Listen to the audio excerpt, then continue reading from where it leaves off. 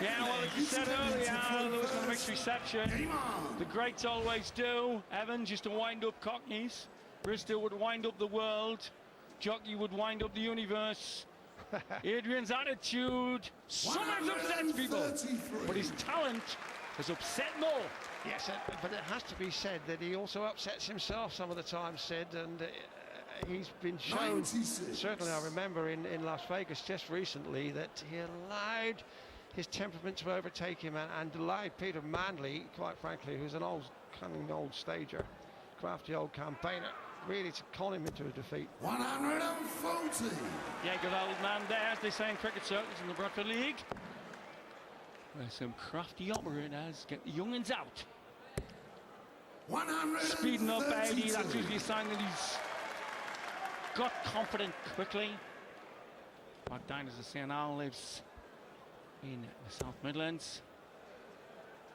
But a happy son of Wall's End, where synchronicity-wise, John Thomas Wilson spent some of his happiest days.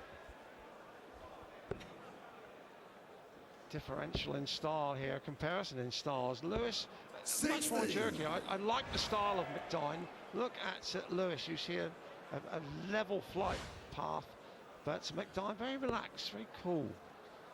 Except there's a beautiful synchronicity about the wrist follow through with the straight arm.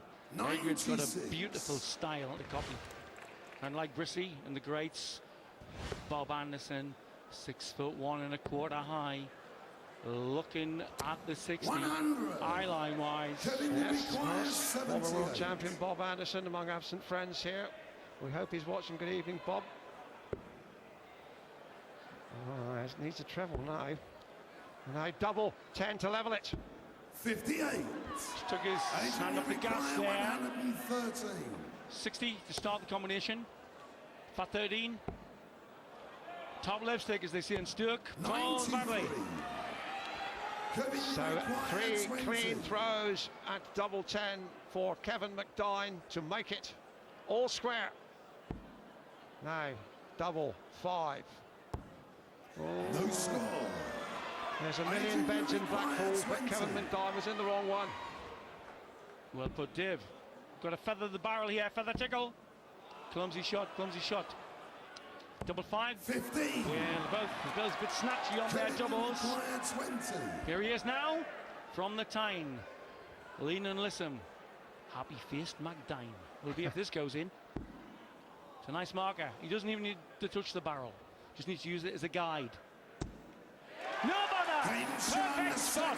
Given the marker! A level game! Third leg is Adrian to throw first. And Lewis had 4 darts at a double to go 2 up there, not a happy bunny. 16. Well, I don't want to wrap it on about how happy he is or not.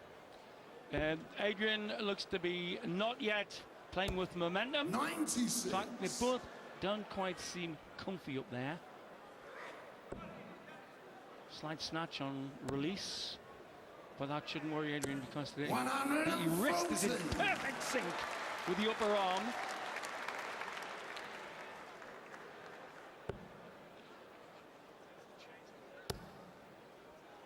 McDine on the money. 140. Look so.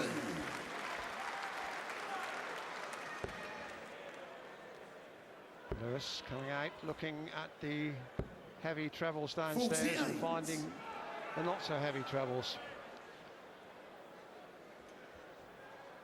80 early in his career, 3 years ago, UK Open, last 16. And McDine, as you see, at the start of the Grand Slam. I went to see a spiritualist the night before the semis. Lost. Gave up the ghost. Adrian finding the 60 very well, but his second dart's not coming up too clever either.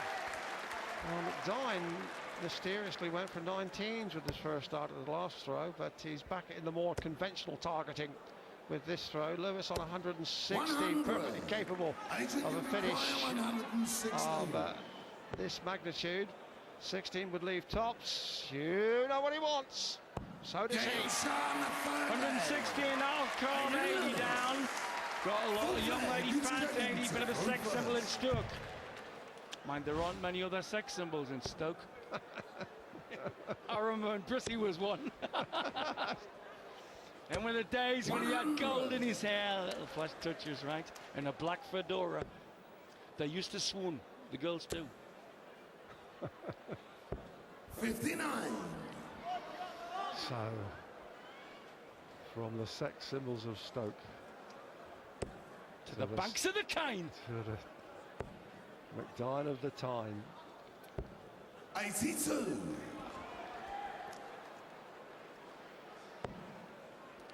Just think that Lewis ought to have that extra 16. edge of experience and temperament here, but McDine's dangerous. Very dangerous. Great temperament as well. Mind being a typical Geordie, he didn't cross that palm with silver. He crossed it with throttly bits 137. in Wolverhampton. Adrian is not finding a rhythm here. He's expected to win this. I think that's maybe 58. holding back the lissomeness. There is 80's mum, Eve. Best maker of oatcakes in Staffordshire. Lovely. Second dart. 96. Yes, another terrific crowd in here. They're in the galleries, and this is only the second night, remember, of the 15th Stan James World Matchplay. 85. But the darters Kevin once again require are making 86. Blackpool rock.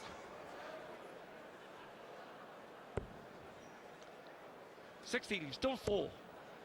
Stayed that way, each way bet, good shot. 46.